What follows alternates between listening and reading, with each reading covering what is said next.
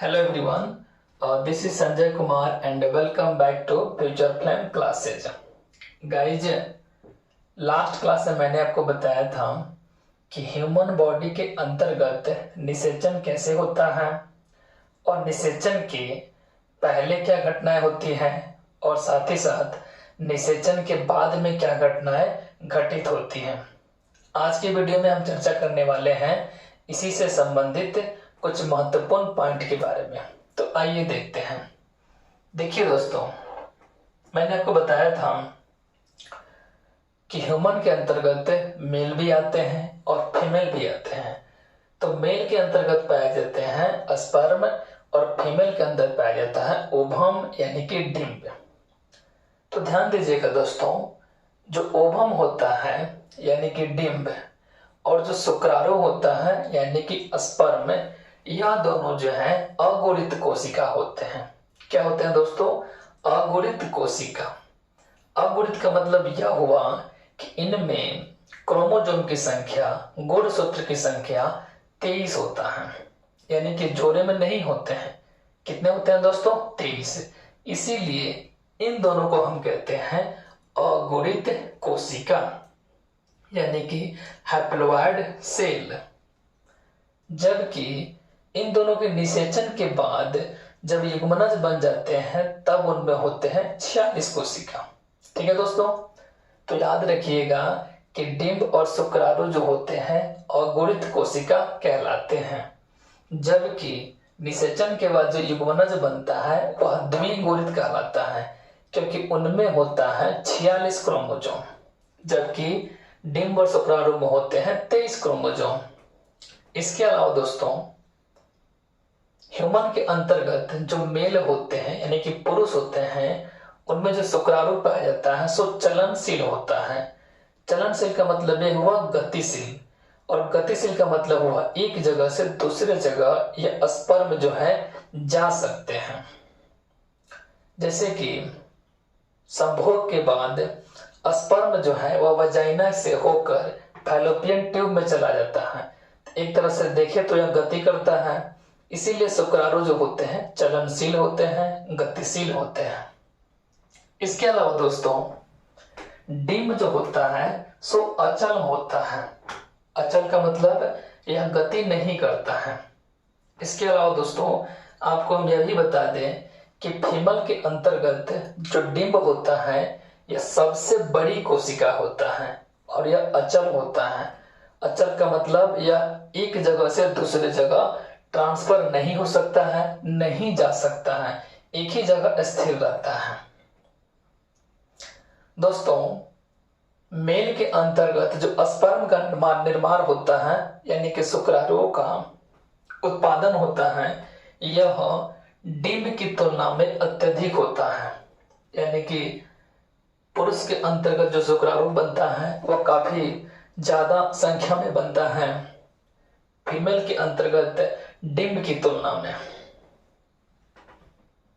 अब दोस्तों, हम बात करने वाले हैं बाह्य निषेचन के बारे में, यानी कि एक्सटर्नल फर्टिलाइजेशन के बारे में। देखिए दोस्तों, आप लोग को पता होगा कि ह्यूमन बॉडी के अंतर्गत जब निषेचन की क्रिया होती है तो फीमेल के बॉडी के अंतर्गत होती है, लेकिन कुछ ऐसे भी जीव होते हैं जिनमें जो निषेचन की क्रिया है वो शरीर से बाहर होता है। तो ऐसे निषेचन को हम लोग बोलते हैं बाह्य निषेचन, यानी कि हम कह सकते हैं युग्मक संलयन। दोस्तों, युग्मक संलयन को ही हम लोग कहते हैं निषेचन। क्योंकि युग्मक जब आपस में मिलेंगे तो उसे हम लोग क्या कहेंगे? संलयन कहेंगे। तो युग्मक संलयन या निषेचन जो है की क्रिया अगर शरीर के बाहर संपन्न होती है तो उसे हम क्या कहेंगे? बाह्य निषेचन। ठीक है दोस्तों। इसके अलावा दोस्तों, आप लोग यह भी याद रखिएगा कि जो बाह्य निषेचन की क्रिया है यह सामान्यतः जल में होता है। कहाँ होता है दोस्तों? सामान्यतः जल में होता है, जैसे कि उभयचर, मछलियां और साथ साथ शैवाल।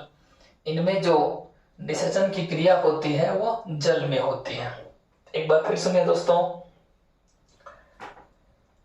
ह्यूमन बॉडी के अंदर निषेचन की क्रिया फीमेल बॉडी के अंतर्गत होती है, यानी कि अंदर होती है, जबकि कुछ ऐसे जीव हैं जिनमें निषेचन की क्रिया शरीर से बाहर होता है और जनरली यह होता है जल में।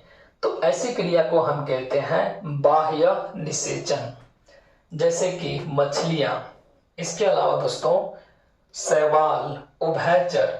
उभयचर का मतलब यह हुआ जो जल और स्थल दोनों में निवास करते हैं, खासकर मेढक। तो इनमें जो निषेचन होता है वह शरीर से बाहर होता है। अब हम बात करते हैं दोस्तों भ्रूण उद्भव के बारे में, जिसे हम लोग कहते हैं एम्ब्रियोजेनेसिस। पहले समझ लेते हैं कि भ्रूण उद्भव क्या है। दोस्तों निषेचन के बाद जब युग्मक का निर्माण होता है, यानी कि युग्मनज का जब निर्माण हो जाता है, तो वही युग्मनज धीरे धीरे एम्ब्रियो में यानी कि भ्रूण में कन्वर्ट हो जाता है। यानी हम कह सकते हैं एक कोशिकीय युग्मनज, एक कोशिकीय युग्मनज में भ्रूण का जो विकास होता है वही कहलाता है भ्रूण युद्भव। ठीक है दोस्तों, एक बार फिर से चर्चा करते हैं। निषेचन के बाद में जो युग्मनज का निर्माण होता है वही युग्मनज विकसित होकर भ्रूण का निर्माण करता है। दोस्तों युग्मनज जो होता है वह एक कोशिकीय होता है। इसके अलावा दोस्तों भ्रूण उद्भव में समसूत्री विभाजन होता है। समसूत्री का मतलब यह हुआ कि युग्मनज में तो होते हैं 46 गुणसूत्र, वही जब कन्वर्ट हो जाएगा भ्रूण में तो उसमें भी 46 गुणसूत्र होते हैं। तो समसूत्री का सिंपल सा मतलब यह हुआ कि जिस कोशिका का डिवीजन हुआ है उस कोशिका में जितने गुणसूत्र हैं और डिवीजन के बाद जो कोशिका बना उसमें भी सेम गुणसूत्र रहते हैं, यानी क्रोमोसोम की संख्या में कोई परिवर्तन नहीं होता है। अगर 46 गुणसूत्र पहले हैं तो 46 गुणसूत्र आपके बाद में होंगे। इसके अलावा इसमें जो है कोशिका विभेदीकरण पाया जाता है। कोशिका विभेदीकरण का मतलब यह हुआ कि कोशिकाओं में नए गुण उत्पन्न होते हैं, उनमें नए जो है प्रॉपर्टीज आता है, अलग अलग कार्य करने में सक्षम होते हैं। दोस्तों अब हम बात करने वाले हैं अनिषेक जनन के बारे में, पार्थेनोजेनेसिस के बारे में। ध्यान दीजिएगा दोस्तों, कुछ ऐसे जीव होते हैं जिनमें निषेचन की क्रिया नहीं होती है, फिर भी उनकी जो मादा होते हैं उनमें जो मादा युग्मक होता है वही कह सकते हैं एक नए जीव में कन्वर्ट हो जाता है। तो इस क्रिया को हम लोग कहते हैं अनिषेक जनन। एक बार फिर से सुनिए दोस्तों, बिना निषेचन के मादा युग्मक का नए जीव में बदल जाना अनिषेक जनन कहलाता है, जैसे कि मधुमक्खी। यानी कि ऐसे जीव जिनमें फर्टिलाइजेशन होता ही नहीं है, निषेचन होता ही नहीं है, फिर भी जो मादा युग्मक है यानी कि जो डिंब है वही कन्वर्ट हो जाता है एक नए जीव में। तो इस क्रिया को हम लोग कहते हैं अनिषेक जनन। जैसे कि मधुमक्खी में कोई भी निषेचन की क्रिया नहीं होता है, लेकिन जो मादा युग्मक है वही एक नया जीव का रूप ले लेता है। ठीक है दोस्तों, अब आप सभी इसका स्क्रीनशॉट ले सकते हैं।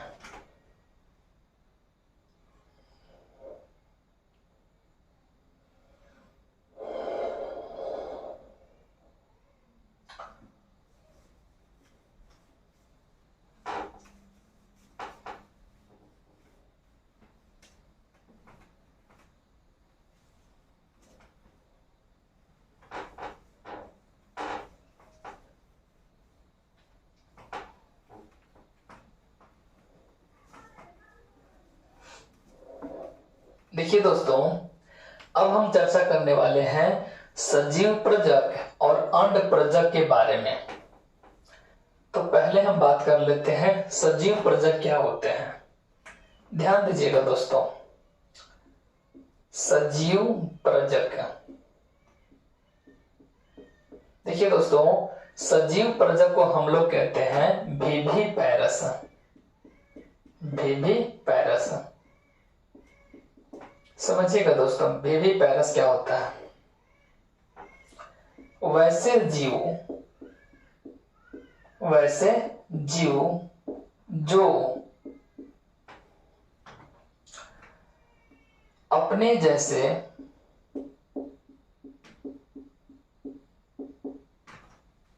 जैसे संतानों को जन्म देते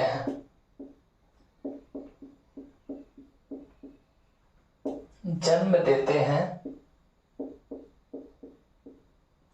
सजीव प्रजक कहलाते हैं।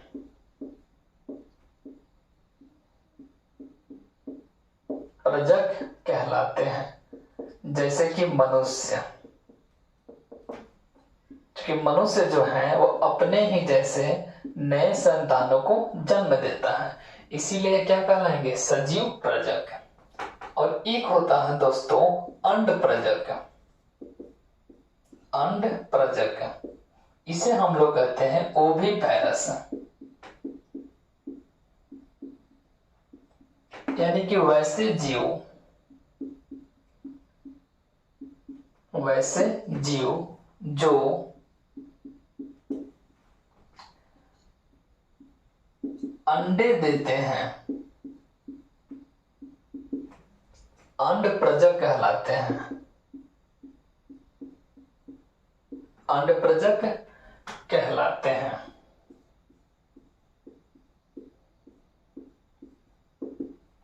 जैसे कि पक्षी जो है दोस्तों अंडे देते हैं। इसके अलावा उभयचर में खास तौर पे सांप जो होता है वो भी क्या देता है, अंडे देता है। तो यह दोनों किसमें आ गए, अंड प्रजक, यानी कि यह क्या देते हैं, अंडे देते हैं। एक बार फिर से समझते हैं दोस्तों, सजीव प्रजक क्या होते हैं, यानी कि वैसे जीव जो अपने ही जैसे संतानों को जन्म देंगे उसे हम कहेंगे सजीव प्रजक, जैसे कि मनुष्य। जबकि एक होता है अंड प्रजक, इसे हम कहते हैं ओविपैरस, यानी कि वैसे जीव जो अंडे देते हैं वह कहलाते हैं अंड प्रजक, जैसे कि पक्षी। दोस्तों आप लोग इसका स्क्रीनशॉट लीजिए। इसके बाद हम चर्चा करने वाले हैं नर जनन अंग के बारे में।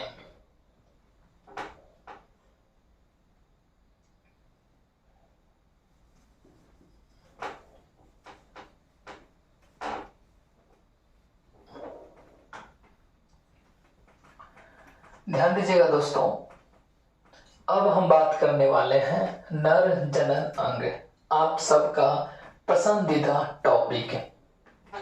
ध्यान दीजिएगा दोस्तों, मेल रिप्रोडक्टिव सिस्टम यानी कि पुरुष में जनन अंग के बारे में पढ़ने वाले हैं।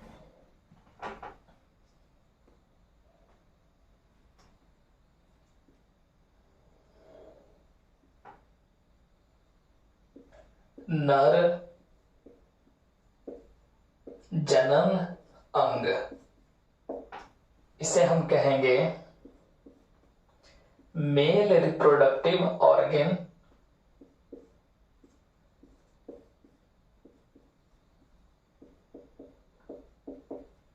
Male reproductive organ. ध्यान दीजिएगा दोस्तों, नर जनन अंग को यानी पुरुषों में जो नर जनन अंग पाया जाता है इसे हम 4 भागों में डिवाइड करते हैं। दोस्तों कितने भागों में डिवाइड करते हैं, 4 भागों में। आइए समझते हैं कि कौन कौन से भाग होते हैं। देखिए दोस्तों, पहले को हम कहते हैं ब्रीसर, और ब्रीसर को हम लोग इंग्लिश में कहेंगे टेस्टिस। और ये संख्या में होता है 2। इसके बाद होता है दोस्तों सहायक नलिकाएं।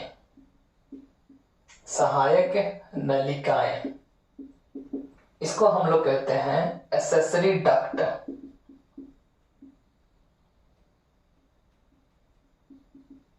Accessory duct. और तीसरा होता है सहायक ग्रंथियां।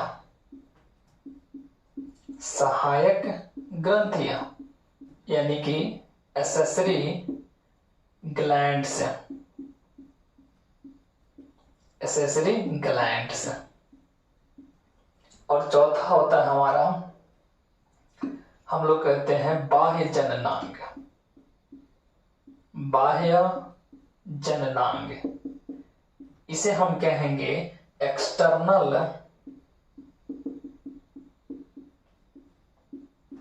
दोस्तों, इसे हम कहते हैं एक्सटर्नल जेनिटैलिया। जेनिटैलिया, ध्यान दीजिएगा दोस्तों,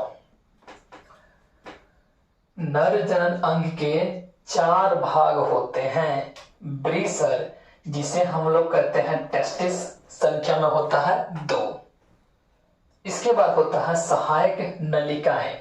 सहायक नलिकाएं होता है। तीसरा होता है हमारा सहायक ग्रंथियां यानी कि एक्सेसरी ग्लैंड्स। और चौथा होता है दोस्तों बाह्य जननांग, जिसे कहते हैं एक्सटर्नल जेनिटैलिया। अब आइए समझते हैं दोस्तों, सहायक नलिकाएं के अंतर्गत 2 भाग होते हैं। एक को बोलते हैं हम लोग अधिब्रीसर। अधिब्रीसर यानी कि एपिडेडमिस।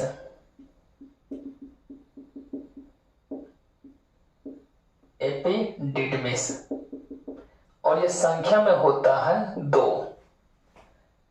दूसरा होता है शुक्रवाहक। शुक्रवाहक, इसे हम लोग कहते हैं वास डिफरेंस। डिफरेंस, और यह भी संख्या में होता है 2। ध्यान दीजिएगा दोस्तों, सहायक नलिकाएं के अंतर्गत 2 भाग। पहले को कहेंगे अधिब्रीसर, संख्या में 2। दूसरे को कहेंगे शुक्रवाहक, संख्या में 2। जबकि सहायक ग्रंथियां होती है 3। सहायक ग्रंथियां कितनी होती है दोस्तों? 3। आइए चर्चा करते हैं कौन कौन से होते हैं। पहला होता है काउपर ग्लैंड, ये कहते हैं काउपर ग्रंथि। काउपर ग्रंथि, इसे हम कहेंगे काउपर ग्लैंड।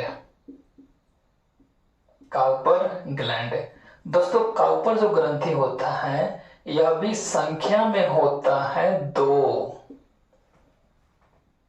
इसके अलावा एक होता है हमारा सेमिनल, यानी कह सकते हैं सेमिनल वेसिकल। ध्यान दीजिएगा दोस्तों, सेमिनल वेसिकल को कहते हैं शुक्राशय। शुक्राशय क्या बोलते हैं दोस्तों? शुक्राशय बोलते हैं। इंग्लिश में कहेंगे सेमिनल वेसिकल। सेमिनल वेसिकल दोस्तों, शुक्राशय की भी संख्या जो होता है यह होता है 2। संख्या में कितने होते हैं दोस्तों? 2। और तीसरा होता है पुरुषस्थ ग्रंथि, या सिंपली कहेंगे पुरस्थ ग्रंथि। इसे इंग्लिश में कहते हैं प्रोस्टेट ग्लैंड। प्रोस्टेट ग्लैंड,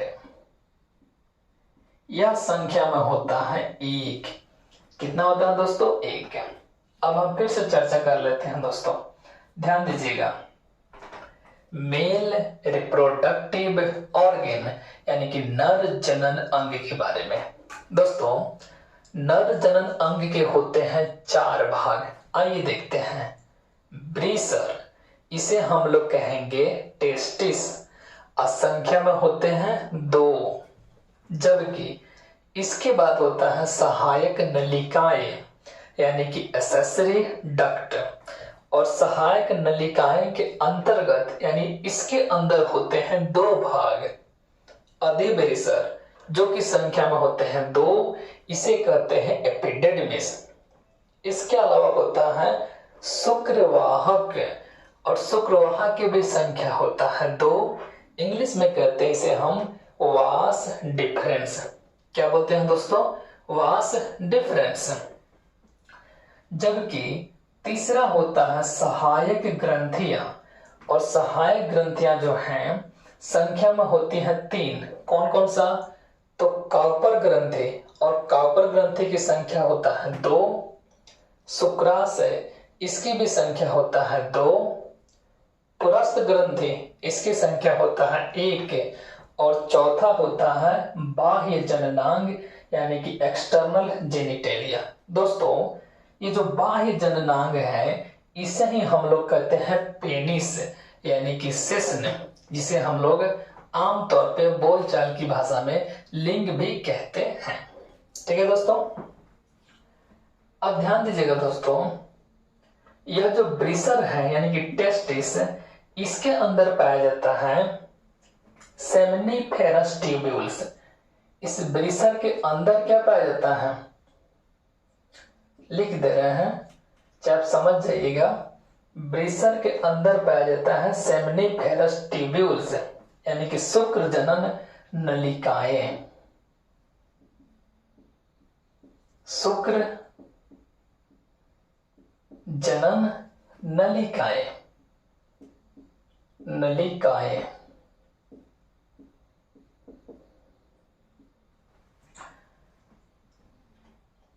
ध्यान दीजिएगा दोस्तों, शायद आप लोग को बड़ा स्पष्ट दिखाई ना दे रहा हो, इसीलिए हम नीचे लिख दे रहे हैं।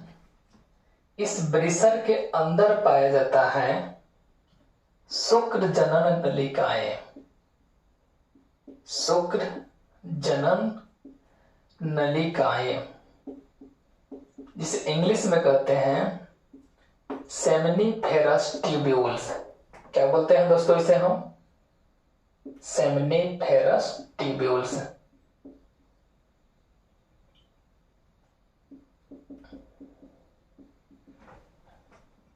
Seminiferous tubules.